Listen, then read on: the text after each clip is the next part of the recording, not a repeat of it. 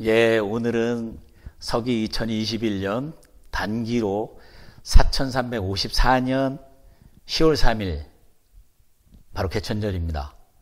개천절은 대한민국의 5대 국경일 중에 하나인데요. 5대 국경일이 무엇인지는 아시죠? 그죠? 3.1절, 제헌절, 광복절, 10월에 두 개가 있죠. 개천절과 한글날입니다. 이 개천절은 대한민국의 생일날입니다. 여러분들 전부 다 태극기를 다셨습니까? 예, 다셨겠죠? 고조선의 단군 할아버지께서 널리 인간을 이롭게 하자는 홍익인간 정신으로 나라를 세우신 그 날을 기념하는 날이 개천절입니다. 개천의 의미는 하늘을 열었다, 우리가 알고 있는 나라를 건국했다라는 의미가 하나가 있고요. 그리고 또 하나의 의미가 있는데요.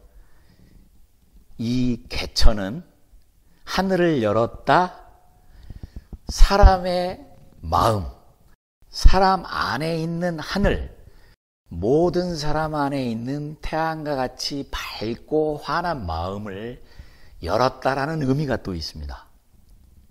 그래서 진정한 개천의 의미는 어떻게 보면 사람들의 의식을 진화시키고 자기 본래의 심성을 회복하는, 우리의 인성을 살아나게 하는, 이것이 바로 더 개천의 의미가 있는 것이 아닌가라고 생각합니다. 그래서 개천절에는 원래 우리 민족이 하늘과 땅과 사람에게 감사하고 서로 사랑하고, 그리고 하늘과 땅과 사람이 조화와 화합 속에서 모두가 하나 돼서 어울리는 그러한 축제의 날이었습니다. 이런 축제의 행사를 고조선뿐만이 아니라 부여, 고구려, 동해, 그리고 삼안, 이런 곳에서도 이런 축제를 지냈다는 기록이 남아 있습니다. 개천절이 국경일로 지정된 그 배경을 보면 일제강점기 때 전국에서 3.1 만세운동이 일어납니다. 그 엄청난 열기가 모여가지고 그 다음 달인 1919년 4월 11월에 상해에서 대한민국 임시정부가 세워지게 됩니다. 민족의 염원을 모아가지고 세워지게 되는데요. 이 임시정부에서 헌법을 제정하면서 국경일을 두 개를 제정합니다. 하나가 독립선언일이고요. 또 하나가 건국기원절입니다. 이 중에 독립선언일은 지금의 3.1절이고요. 건국기원절은 지금의 개천절입니다. 지금 대한민국 헌법에는 대한민국 임시정부의 법통을 잇는다고, 대한민국 정부가 대한민국 임시정부의 정신을 이어받아서 대한민국 정부를 수립한다고 명시되어 있습니다.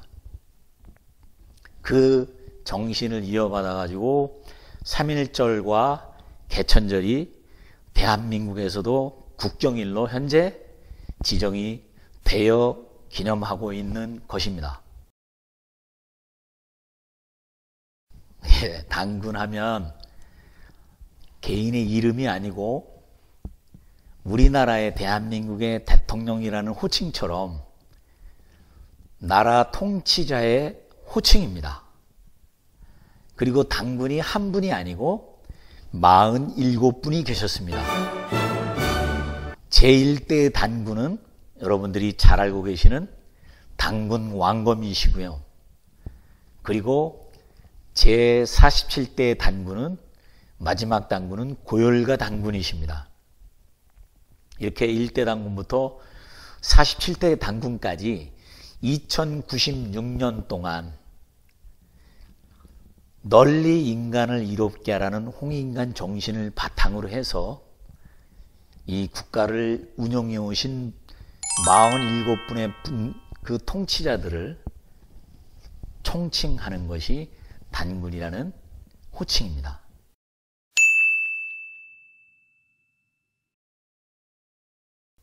대한민국, 우리가 일제강점기 하에 들어가면서 일제가 대한민국의 역사를 왜곡하기 위해서 만든 조선사 편수회라는 기관이 있습니다. 그 조선사 편수회에서 단군이 가상인물이다, 단군이 신하다라는 말을 처음으로 만들어내서 단군의 역사를 왜곡하기 시작했습니다. 일제강점기 이전에는 신하라는, 단군 신하라는 이런 말이 아예 존재하지 않았다라고 최태용 박사님이 증언하신 게 있습니다.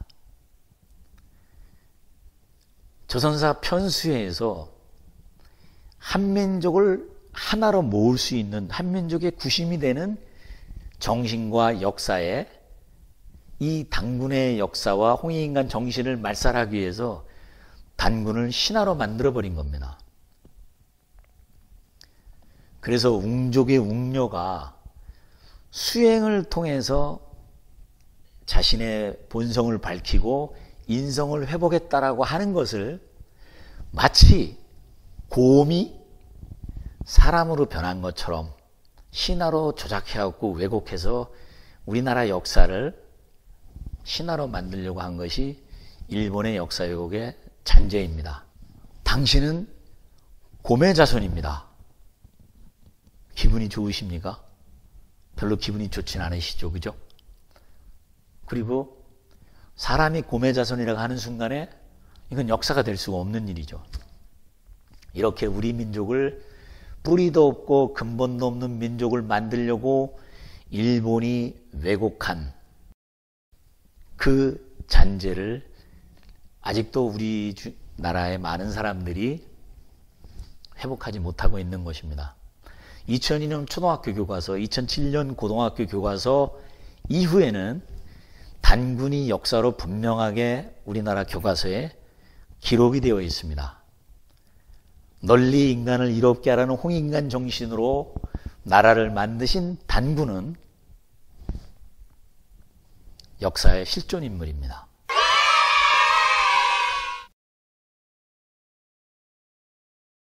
개인과 가정과 사회가 조화로움과 균형 속에서 행복하게 살아가기 위해서는 나밖에 모르는 정신이 아니라 널리 두루 이롭게 한다는 홍익인간 정신, 홍익인성이 먼저 회복이 되어야 합니다.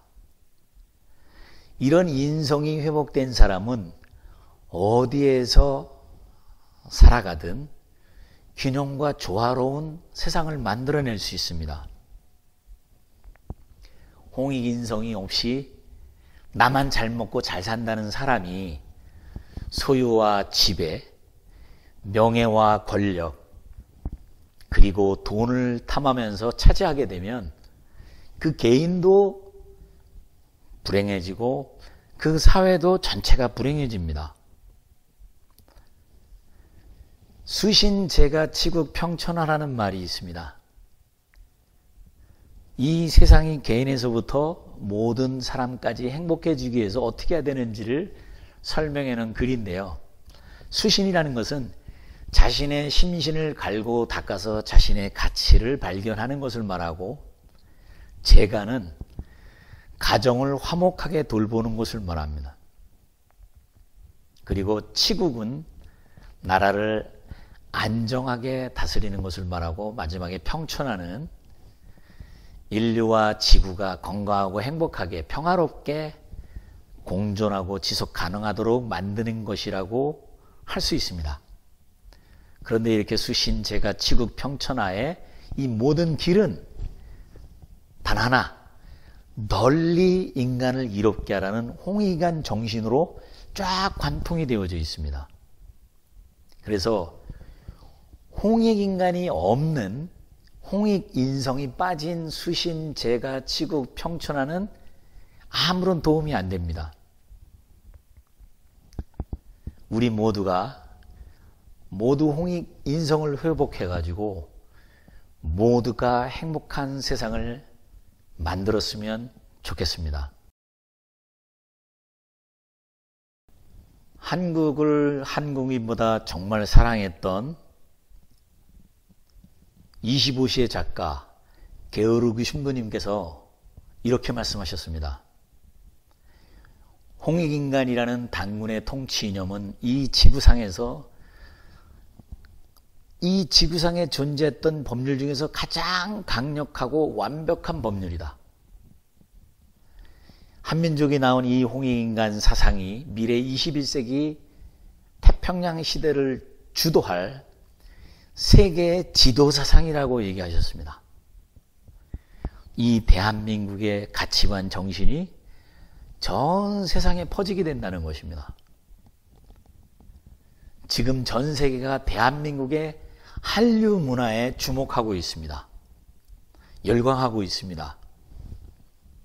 그런데 그 한류 문화에 춤추고 노래하고 드라마를 만들고 물건을 만드는 그 모든 바탕에 전 세계 사람들을 감동시키는